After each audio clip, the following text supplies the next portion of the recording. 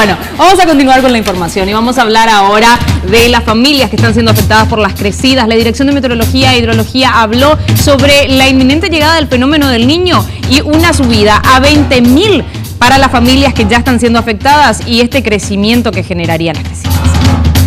Según el pronóstico que maneja la Secretaría de Emergencia Nacional, en los próximos 3 meses las aguas del río Paraguay irán descendiendo hasta llegar incluso a los 4 metros. Este hecho aparentemente traerá tranquilidad a las familias y con ello el deseo de abandonar los albergues de la SEN y retornar a sus casas. No obstante, la Secretaría de Emergencia Nacional exhorta a los damnificados que no regresen a sus hogares, ya que el escenario futuro no es alentador y podrían volver a atravesar otro proceso doloroso. Con esto queremos evitar mayor sufrimiento, mayor impacto, ya sea social, psicosocial, los mismos niños que hoy están instalados en los campamentos, con el hecho de tener que desarmar sus precarias viviendas, instalarse nuevamente en las zonas inundables y de riesgo y tener que volver a desarmar y reinstalarse en los campamentos nuevamente. El invierno húmedo que vivimos en la actualidad confirmaría la llegada del fenómeno del Niño. Si esto se da, a finales de noviembre el nivel del río volverá a subir. No tenemos certeza de la magnitud y la cantidad de agua que pueda caer, pero de que va a caer agua, va a caer agua.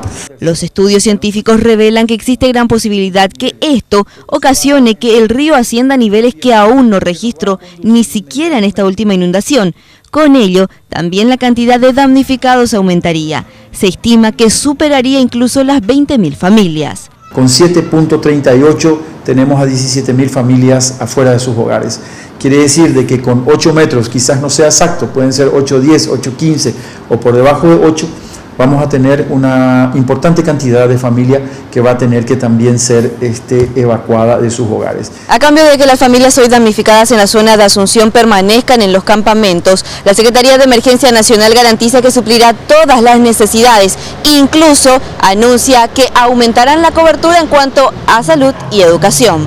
Y nosotros como Estado vamos a reforzar la oferta en materia de agua y saneamiento y queremos implementar algunas medidas también que van a contribuir al confort y al buen pasar de estas familias en los albergues.